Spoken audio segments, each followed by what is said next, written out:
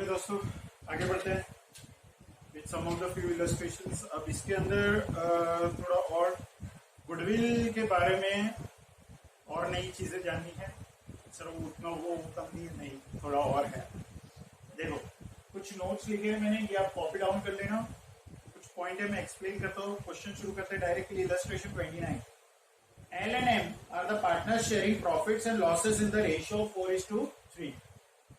They admitted N for 2/7 share and paid 30,000 for his share of goodwill. His share of goodwill यानी वो जो premium for goodwill, वो कितना पे करने के लिए रेडी है? 30,000। जो उसका शेयर है उस हिसाब से वो रेडी है, पे कर रहा है। New profit sharing ratio is given as 3:2:2। Sir क्यों दिया? सेक्रीफाइसिंग रेशियो के बारे में इंफॉर्मेशन नहीं है तो क्या करेंगे? ओल्ड माइनस न्यू करके सेक्रीफाइसिंग रेशियो निकालेंगे और ये 30,000 जो एन ला रहा है वो एल और एम को मिल जाएगा in their sacrificing ratio, not in new ratio, not in old ratio, but in sacrificing ratio. तो सेक्रीफाइसिंग रेशियो ओल्ड और न्यू रेशियो से निकाल देंगे। ठीक है सर, यहां तक तो क्वेश्चन समझ में आ गया, ये करते ही आ रहे हैं। अब ये लाइन नहीं है, goodwill account appears in the books at 15,750।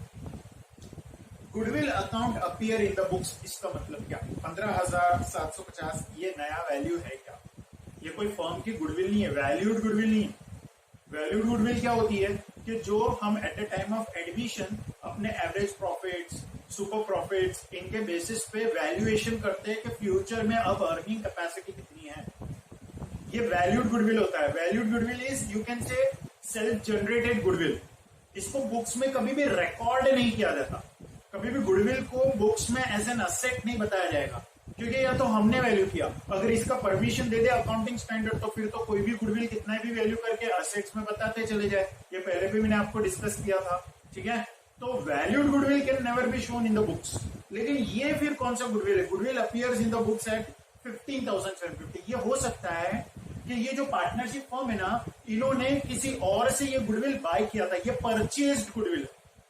तो परचेज गुडविल बुक्स में रिकॉर्ड किया जा सकता है। हाँ, तो जब रिकॉन्स्टिट्यूशन होएगा, अब मेरी बात ध्यान से सुनना, जब रिकॉन्स्टिट्यूशन ऑफ द फर्म होएगा कोई भी कारण से, change in profit sharing ratio की वजह से, एडमिशन की वजह से, रिटायरमेंट की वजह से, डेथ की वजह से, अगर पार्टनरशिप फर्म में रिकॉन्स्टिट्यूशन हो रहा है, यानी ओल्ड बुक्स बंद, न्यू बुक्स शुरू, ठीक है, यानी कि नई डीड बनेगी, नया एग्रीमेंट बनेगा, तो ओल्ड फर्म का वजूद नहीं रहेगा, न्यू फर्म एग्जिस्टेंस में आ जाएगी।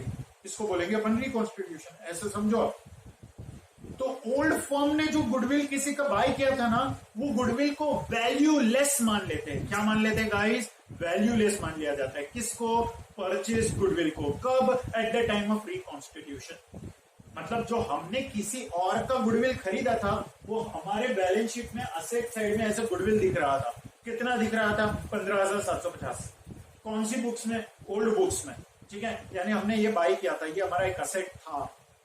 ठीक है, वो गुडविल बाय करना है, यानी उनका नाम वगैरह जो भी है वो खरीदा होगा। ठीक, अब क्या हो रहा है? रिकॉन्स्टिट्यूशन हो रहा है, तो नया अग्रीमेंट सब कुछ नया बनेगा। अपने को पता नहीं वो अग्रीमेंट कंटिन्यू होने वाला है कि नहीं होने वाला।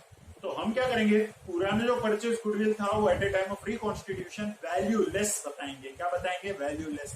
नहीं तो उनको क्वेश्चन में स्टेट करना चाहिए कि ये गुडविल को आप राइट ऑफ मत करो, ये न्यू बुक्स में कैरी फॉरवर्ड होएगा। जब होएगा, ऐसा कोई क्वेश्चन आएगा, तब ट्रीटमेंट क्या देंगे तब मैं समझा दूंगा। अभी ऐसा कुछ नहीं बोला है, खाली इतना स्टेटेड है, goodwill account appears in the books as 15,750, pass the necessary journal entries.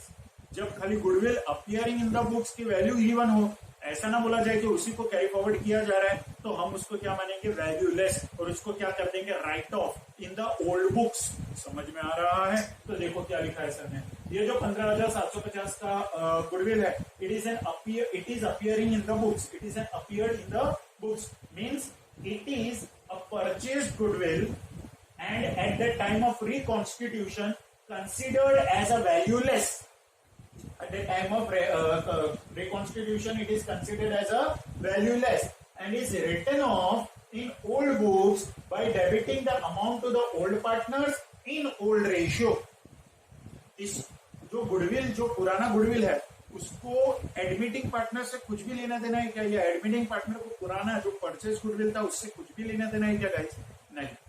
तो गुडविल क्या था? असेट था। अब उसको कैंसिल करने की बात करो तो goodwill being an asset would be having a debit balance, cancel करना है तो देखो पहली जर्नल एंट्री आपको मिलेगी, गुडविल अकाउंट को क्रेडिट किया है, कैंसिल किया 15,750। असेट को कैंसिल करना है यानी लॉस माना जाता है, लॉस की वजह से पार्टनर्स कैपिटल रिड्यूस हो जाएंगे, यानी पार्टनर्स कैपिटल को क्या करना पड़ेगा, डेबिट करना पड़ेगा। Write off in the old books by debiting the amounts to the old partner in old ratio 4:3। तो 15,750 divided by 7 into 4 9,000 divided by 7 into 3 6,750 4:3 में हमने डिस्ट्रीब्यूट कर दिया। ये थी आपकी पहली जर्नल एंट्री। बस क्वेश्चन में ये नया था, बाकी कुछ भी नया नहीं था। अब क्या करना है, वो जो 30,000 प्रीमियम को गुडविल लाया उसको क्या करेंगे, सेक्रीफाइसिंग रेशियो निकाला सर ने 4/7 माइनस 3/7 1/7 4/7 3/7 माइनस 2/7 1/7। अगर आप देखोगे तो 1 और 1 न्यूमरेटर रेशियो ले लिया सर ने 1:1। सर पूरा 1/7 और 1/7 क्यों नहीं लिया, क्योंकि मैंने प्रीवियस वीडियो में बोला था, प्रीवियस क्वेश्चन में, कि जब पूरा 1/7 कब लिया जाएगा, जब पूरे फॉर्म की गुडविल की वैल्यू गिवन होगी। यहाँ पे पूरे फॉर्म का गुडविल नहीं गिवन है, यहाँ पे एन इनकमिंग पार्टनर का शेयर ऑफ गुडविल गिवन है। तो अगर शेयर ऑफ गुडविल यानी गुडविल का एक हिस्सा है तो न्यूमरेटर के रेशियो में डिवाइड करेंगे 1:1, यानी कि आधा इसने सेक्रीफाइस किया और आधा इसने सेक्रीफाइस किया, तो 1:1 यानी 15,000 और 15,000। सर 1/7 कब लगाते, जब पूरा 30,000 जब पूरा गुडविल का वैल्यू गिवन होता 30,000 नहीं। सर पूरा गुडविल कैसे आता है, एक बार इधर लॉजिकली बता दो ना, एक और बार देखो। इनकमिंग पार्टनर का रेशियो कितना है, हम क्या करते हैं कि गुडविल पे, गुडविल जो फॉर्म की गुडविल होती है, फॉर्म की गुडविल उस पे इनकमिंग पार्टनर का शेयर लगाते हैं। बोलो हाँ या ना। तो अपने को क्या आता है, incoming partners premium for goodwill share, यानी गुडविल का शेयर यानी 30,000 आ जाएगा। तो अब हमें ये अगर पता करना है तो इन चीजों को इधर ले आओ, तो क्या हो जाएगा, फॉर्म का गुडविल कैसे आ जाएगा गाइस, फॉर्म्स गुडविल कैसे आ जाएगा, 30,000 इंटू 7 डिवाइडेड बाई 2 कितना आ जाएगा, 7 3 21 21 2,10,000 डिवाइडेड बाई 2 कितना आ जाएगा, 1,05,000। ये क्या आ गया गाइस, ये आ गया फॉर्म का गुडविल, यानी 1,50,000 पे अगर आप 2/7 करोगे तो 30,000 आएगा, 1,05,000 पे देखो करके 1,05,000 लेने का पूरे फॉर्म का गुडविल, उस पे इनकमिंग पार्टनर का शेयर लगाने का इंटू 2 डिवाइडेड बाई 7 एग्जैक्टली 30,000 आएगा। समझा, कुछ नहीं किया है सर ने। प्रीवियस जो क्वेश्चन किया था वीडियो में देखना, जो फॉर्म का गुडविल होता था उस पे इनकमिंग पार्टनर का शेयर लगाते थे तो उसका प्रीमियम फॉर गुडविल आता था। इस क्वेश्चन में प्रीमियम फॉर गुडविल दिया है तो फॉर्म के गुडविल पे अगर रेशियो लगाओगे तो ये आएगा, फॉर्म का गुडविल इधर ही रहने दो, इसको इधर लाए तो 7 मल्टीप्लाई हो जाएगा, 2 डिवाइड हो जाएगा, वैसे क्या तो फॉर्म का गुडविल आ गया। अब सर क्या बोल रही है, 1/7 का वो समझो। सर ये बोलते हैं कि जब फॉर्म का गुडविल गिवन होना तब 1,05,000 फॉर्म का गुडविल पे 1/7 लगाओगे तो 15,000 आएगा। लेकिन अगर आप प्रीमियम फॉर गुडविल लेते हो तो प्रीमियम फॉर गुडविल पे 1/7 मत लगा करके आना एग्जाम में। प्रीमियम फॉर गुडविल पे तो खाली न्यूमरेटर का रेशियो लगा देने का। न्यूमरेटर का रेशियो क्या है, 1:1, तो 1:1। तो जब प्रीमियम फॉर गुडविल अवेलेबल हो तो न्यूमरेटर के ही रेशियो सेक्रीफाइसिंग रेशियो के हिसाब से आप बांट दो। लेकिन अगर प्रीमियम फॉर गुडविल नहीं है और आपको गुडविल की वैल्यू से निकालना है अमाउंट, किसको कितना मिलना चाहिए, तो क्या करना पड़ेगा, पूरा शेयर ऑफ सेक्रीफाइस लेने का, तो निकल करके आएगा। कुछ समझ में आ रहा है आप लोगों को। फिर बोलता हूं, जब प्रीमियम फॉर गुडविल की वैल्यू हो तब खाली न्यूमरेटर का रेशियो से कैलकुलेट कर लेने का, यानी 30,000 लिया हमने और 1:1 न्यूमरेटर का रेशियो, उससे 15,000 निकाल दिया। लेकिन अगर क्वेश्चन में फॉर्म का गुडविल गिवन हो तब एल और एम का शेयर निकालते समय खाली 1:1 मत कर देना, ठीक है, वहां पे 1/7 लगाना, ठीक है, पूरा वाला शेयर यूज कर, ठीक है। बस सर इतना ही समझाना चाहता हूं, ठीक। चलो आगे बढ़ते हैं अगले क्वेश्चन। तो देखो वो जो प्रीमियम फॉर गुडविल वो कैश में लाया, वो प्रीमियम फॉर गुडविल एल और एम को टेबल बता दिया 15, ठीक, जर्नल लेके देखो। आगे बढ़ते हैं, इलस्ट्रेशन 30, एक और नया कंसेप्ट। इसमें ये बताया है कि क्या हो कि जब एडमिटिंग पार्टनर को जो premium for goodwill in cash लाना होता है वो ला नहीं पा रहा है इन कैश, वो केपेबल नहीं है, तब क्या करेंगे, तब क्या जर्नल एंट्री। चलो देखते हैं, छोटा सा पार्ट है, डिफिकल्ट नहीं है, अच्छे से हो जाए। Illustration 20. A and B are the partners sharing profit and losses in the ratio of 3:2. They admitted C for 1/4 share. In the future, the new profit sharing ratio is 5:4:3. Sir again old और new दिया है तो हमें sacrifice निकालना पड़ेगा. Yes. कैसे निकालोगे? Old minus new. तो ये रहा सर ने यहाँ पे कैलकुलेट किया सेक्रीफाइसिंग रेशियो. ठीक है. चलो अब यहाँ पे the new profit sharing ratio हो गया. Sorry, she brings into the business 50,000 for capital. 50,000 वो कैपिटल का हिस्सा ला रहा है, but could not bring any amount for goodwill. But वो गुडविल के लिए कुछ भी ला नहीं पा रहा. यानी ये जो प्रीमियम फॉर गुडविल लाना रहता है ना इनकमिंग पार्टनर को, इस क्वेश्चन में सी ला नहीं पा रहा. तो क्या करेंगे? And the firm's goodwill on she's admission was valued at 48,000. ये 48,000 क्या है? ये फर्म्स वैल्यू ऑफ गुडविल. समझ में आ रहा है? ये 1,05,000 वो इस क्वेश्चन में 48,000 है. यानी 48,000 is the firms value of goodwill. ठीक है. तो फर्म्स वैल्यू ऑफ गुडविल पे क्या लगाएंगे हम लोग? पूरा वाला शेयर लगाएंगे. लेकिन अगर प्रीमियम फॉर गुडविल कैलकुलेट कर लिया तो प्रीमियम फॉर गुडविल पे क्या लगाएंगे? न्यूमरेटर वाला शेयर लगाएंगे. ठीक है. ये आपको ध्यान रखना है. बस बेसिक्स इतना ध्यान रखो. लिख लेना आप, ये लिख लो अच्छे से.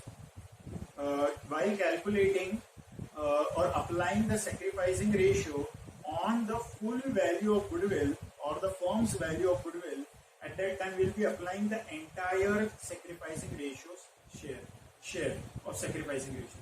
While if we are using the value of premium for goodwill, at that time we'll be applying only numerator's share of sacrifice. We'll be applying only numerator's share of sacrifice. ठीक है. ये ध्यान रखना. बस ऐसे लिख लो आप. ठीक है. तो याद रहेगा. आगे pass the necessary journal entry type से. तो हमें क्या करना होता है? देखो, ये जो 48,000 फॉर्म का गुडविल है, सी को लॉजिकली 48,000 का 1/4 जो उसका प्रॉफिट शेयरिंग रेशियो उतना लाना चाहिए. या तो 1/4 बोल दो, या तो 5 + 4 + 3 यानी 3/12 बोल दो. 3/12 और 1/4 एक ही होता है. 3/12 इज ऑल्सो 1/4 एंड 1/4 इज 1/4. तो 48,000 पे 3/12 निकालो या 1/4 निकालो. आंसर तो आना है 12,000. यानी कि फर्म का गुडविल कितना है? 48,000. 48,000 पे 1/4 लगाओगे तो क्या आ जाएगा? She's share of premium for goodwill. ये क्या है? She's share of premium for goodwill. क्या ये 12,000 सी केपेबल है लाने के लिए? नहीं. सी तो खाली क्या ला रहा है? सी तो खाली ला रहा है कैपिटल का 50,000. तो उसकी जर्नल एंट्री कर ली, bank account debit to C's capital. तो सर अगर वो कैश नहीं ला रहा है तो बेचारे इनको जो सेक्रीफाइस हो रहा है वो सेटलमेंट कैसे होगा? देखो, देना तो पड़ेगा. देंगे तो सही हम ए और बी को, पेएबल तो बताएंगे. लेकिन अगर जो ये कैश में नहीं ला रहा है तो हम क्या करेंगे बताएं? उसके कैपिटल अकाउंट नहीं, करंट अकाउंट को डेबिट करेंगे. सर क्यों करंट अकाउंट और कैपिटल अकाउंट नहीं? वो समझो. मतलब क्या कि हम करंटली सी से रिसीवेबल बता दें. करंटली सर सी कैपिटल अकाउंट डेबिट कर देते तो सी का कैपिटल अकाउंट रिड्यूस कर दो. 50,000 ला तो रहा है. नहीं होता क्या है? देखो समझो, ये जो 50,000 कैश में ला रहा है ना गाइस, ये फर्म के स्केल ऑफ ऑपरेशंस के लिए या ऑपरेशंस ऑफ द बिजनेस के लिए जरूरी है. इतना कैश इनपुट बिजनेस में रहना. आप बोलोगे सर ऐसा क्यों? क्योंकि इसीलिए शायद हम उसको एडमिट कर रहे हैं कि इससे जो 50,000 एक्स्ट्रा कैपिटल आ रहा है उससे हम बिजनेस को आगे एक्सपांड कर पाएंगे. कैपिटल मिल रहा है बिजनेस. तो अगर कोई एडमिटिंग पार्टनर जो रिक्वायर्ड सम ऑफ कैपिटल ला रहा है ना, उसको डायरेक्टली सेम डेट पे आप रिड्यूस कर दोगे तो क्या सेंस बनता है उसका? यानी फिर नेट कैपिटल वो कितना ला रहा है? 38,000 ऐसा हो जाएगा. समझ में आ रहा है? लेकिन हमें तो 50,000 के कैपिटल की जरूरत है सर. यानी यहाँ पे फिर जो ये ए और बी को पेबल बता रहे हो, ये कैसे पेबल बताया? ये हमने ऐसे ही, जैसे नॉर्मली अगर ये प्रीमियम में कैश लाता तो वो प्रीमियम फॉर गुडविल कैसे तो ए और बी को पेबल बताते, वैसे ही ए और बी को पेबल बताया. कैसे कि भाई उसका जो शेयर ऑफ गुडविल था ये वो ला नहीं पा रहा है तो उससे करंटली रिसीवेबल बताओ और ए और बी को पेबल कर दो. कौन से रेशियो में? उनके सेक्रीफाइसिंग रेशियो में. सर सेक्रीफाइसिंग रेशियो कैसे निकाला? Old ratio that is 3/5 minus new ratio that is 5/12. तो निकालोगे तो 11/60 और 4/60 आ जाएगा. ठीक है. अब कर लेना, ये मैंने लिखा है, आप देख करके समझ लेना. और रेशियो क्या आ जाएगा? 11/60 और 4/60. अच्छा देखो, इस क्वेश्चन में भी अगर आप डायरेक्ट गुडविल पे लगाते हैं, देखो इधर कैलकुलेट करना, फर्म का गुडविल कितना है गाइस 48,000। अगर डायरेक्ट 48,000 पे 11/60 लगाओगे तो आपकी वैल्यू आ जाएगी 8800, जो ए को पेबल आएगा, ए का सिक्योरिटी। वैसे ही 48,000 पे अगर आप 4/60 लगाओगे तो डायरेक्ट वैल्यू आ जाएगी गाइस 3200, सॉरी ये। तो सर हमने यहाँ पे क्या किया, हमने क्या किया कि अगर मैंने already she share of premium for goodwill ले लिया है 12,000, तो प्रीमियम फॉर गुडविल पे हम लोग न्यूमरेटर का रेशियो लगा 11 और 4, 11:4, 11:4 यानी कि 11/15 और 4/15, यानी 12,000 इंटू 11/15 करोगे तो भी 8800 आएगा, और 12,000 इंटू 4/15 करोगे तो 3200 आएगा। समझ में आ रहा है? ठीक है, ये इस तरीके से होगा। खाली इस क्वेश्चन में ध्यान क्या रखना है, whenever incoming partner is not able to bring his share of goodwill in cash at that time, we will debit his current account. We'll be showing it receivable from him currently through current account and not through capital account. Capital account इसलिए नहीं क्योंकि वो जितना capital आ रहा है उससे same date पे reduce कर दोगे तो उसका 50,000 कैपिटल लाने का सेंस क्या होगा? वो कैपिटल तो बिजनेस पे इन्वेस्टेड रहना चाहिए। समझ में आ रहा है? और ए और बी को जैसे टेबल बताना होता है आप वैसे ही टेबल को बता दो। ठीक है, तो खाली यूज क्या करना है, सीज करंट अकाउंट।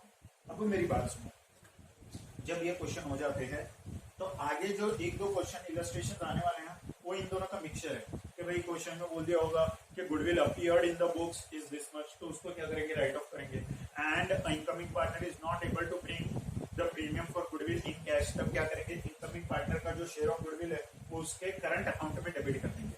नहीं तो एंट्री क्या होती, cash account debit to premium for goodwill, फिर premium for goodwill debit to A और बी, ऐसा होता। वो नहीं हो रहा है, कैश नहीं आ रहा है, तो directly she's current account debit कर दिया। ठीक है, अब जो आगे इलस्ट्रेशन आ रहे हैं गाइस, आप लोगों को वो करना है इलस्ट्रेशन 31, 32 और 33। 33 तक आपको होमवर्क है। उसके पहले भी मैंने एक इलस्ट्रेशन बोला था आप लोगों को, वो है इलस्ट्रेशन नंबर 28। तो 4 इलस्ट्रेशन आपको मन से करना है, इसमें कुछ भी क्वेरी आप मुझे पूछो, साइमल्टेनियस नेचर के हैं, कुछ भी अलग नहीं है, तो हो जाएगा। आप देख लेना वीडियो अच्छे से, एक बार देख लो, एक दो बार जो मेरी